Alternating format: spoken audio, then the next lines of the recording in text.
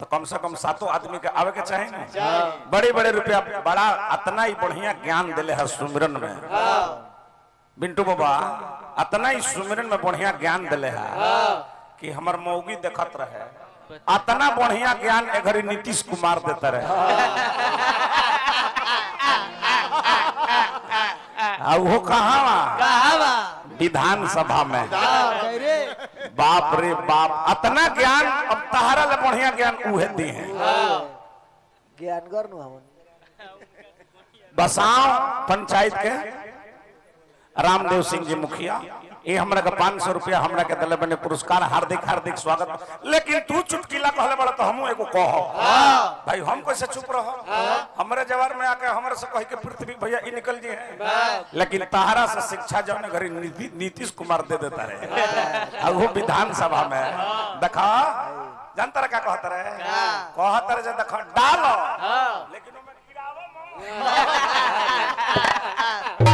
हे भगवान अब बताई जौन राज के रोजे खत्म बा तही प्रजा दलितर के का कहे।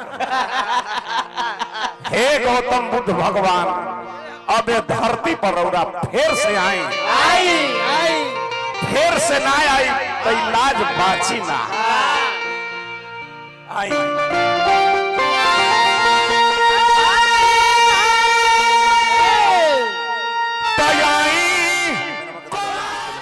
बेंजो का तने जिया दी उठा दी तो बेंजो का उठाई तने। हेलो राजदीप भैया के हार्दिक हार्दिक स्वागत करो अभिनंदन करो वंदन करो। बड़ा बढ़िया माहौल बड़ी बढ़िया व्यवस्था और कहे के नहीं है भाला हे भाला तने चुप रहो भाला। ये बात हम ना कने नंदलाल भैया कहले है जे आज जीवन में पहला आदमी के देखने है जो ओठ लालियो लगावता आया आँखी में काजर जा भगवान तारा का बनौले रखस। देखिए चल जाओ नहीं हमारे बाबूजी हमारे कोई बड़े तारा के खोजत हुए जा बालाजी। बिंटू बाबा हम अपना का बहुत बड़का सौभाग्यशाली हम समझी ले। बाप तो सब कर हमें लेकिन हमरो बाबूजी एगो है। अभी का हमारा नचनिया आयल है तो हलचल सकल है कि वो एक नंबर माल लई है वो एक विषय है जी। मर्द तनी फास्ट है मरबा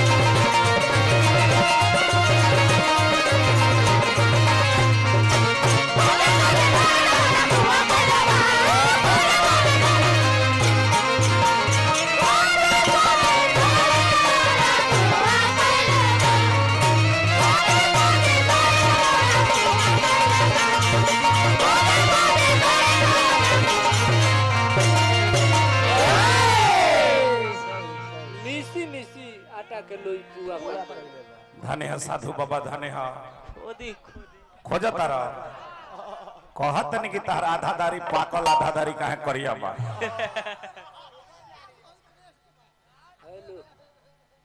हेलो ये हमारे का पुरस्कार मिलल बा। हमने के गाना बजाना का बहुत बड़ा लयदार अब बहुत बड़ा शुभ चिंतक हर एक समाज में जाए वाला बिंटू बाबा नगांव के धरती से महावीरी पूजा में हर एक साल कार्यक्रम होला औसो भी बात है को तारीख बाबा 25 नवंबर हमार गुरुदेव कमलदास कुंवर जी सुरेश तिवारी जी के बहुत बढ़िया कार्यक्रम हुई। एक आदमी बोक्सा से दिहला पुरस्कार तो कहते रहे कि बोक्सा का तो कहते रहे कि तार ननिहार न हो। हाँ मैंने हमारे गुरुदेव कमलदास कौन मैंने हमारे पिताजी हमें उनकर ससुरारी होता हमारे मामा गांव हो। अच्छा तू कौना नजर से कला ठीक बा हम वो तो हमारे बाबू हमें वो जो हमारे मामा गांव हो लेकिन तू कौना नजर से कला देखा आए अब हम ना कह तू कह ये हमरा आर्गन बजावे ला गरम बड़े ये हमरा आर्गन बजावे ला गरम बड़े ये हमरा गायत्री बाबा में 5-6 साल यहाँ के आर्गन बजावले बने हमारा गुरुदेव कमलदास कुंवर में 25 बरिस ओकर बाद में हमरा में यहाँ के बजावत नहीं हलचल कहते रहे कि आर्गन वाला हमारा लड़का हो मैंने इतना कट्टू वचन इनका बोले के चाहिए बताए वो कुछ मैंने इनका अतरा इनका कट्टू वचन बोले के चाहिए हाँ हम ना बोली बोक्सा में के भैया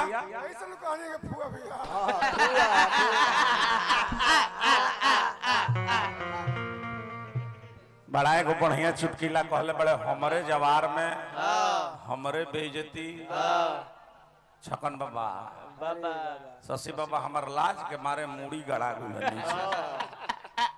हमार का तो मेहरारू संगम नहाए गोई रहे एगो साधु बाबा रहल है उनकर जटवा नीचवा लटक गोई रहे ते बैठबे की जनाइए देबे की भटवलिए घर हो बैठ अच्छा ई तो मनी है कतई इनकरा ई ख्याल बा कि हमर दीदिया पानी बिना मरत है ठीक रुको अवसर फैला चुप रह बड़ा बढ़िया गाना बजाना देखी कौनो कमेटी कार्यक्रम करावे ले तो सोचे ले जैसे महावीर पूजा में होला तो केहू कौनो कमेटी चाहे ले जब हनुमान जी के बारे में 10 मिनट ठोक है 5 मिनट ठोक है हमने के रविदास जयंती में भी हमने के जाई ले जा शशि बाबा तो रविदासो जी के प्रसंग में हमने के गाई ले जा तो हर एक कमेटी चाहे ले जा 10 मिनट ठोक है आज हमने के गौतम बुद्ध भगवान बुद्ध के हमने के आइल बनी जा हमने के कार्यक्रम में प्रकाश दिवस के आज शुभ अवसर पर तो इहो कमेटी खर्चा कैले भी कुछ सुने खातिर इहो कमेटी के लालसा बाजे कुछ बुद्ध जी के बारे में कुछ होक है अच्छा बा ये चाहे ये न चाहे हां जी अरे मर्द का नाम है अच्छा ये हमारा सुरेश मुखिया बुक्सा पंचायत के हार्दिक हार्दिक स्वागत बा अभिनंदन बा वंदन बा यही तरह और मान सम्मान बन रहे अरे तो बहुत बढ़िया कलाकार हमें हो सतेंद्र जी जी ये हमारे का 500 रुपए देने पुरस्कार सतेंद्र जी भाठा मलिकार लेकिन तू बहुत बढ़िया कलाकार हो अब नु दाढ़ी पाक गई करिया रहे तो गर्दा कदल रहल है देखी अनीश मौर्य उर्फ टाइगर युवा नेता RLJD बक्सर बड़े बड़े रुपया दल बने पुरस्कार।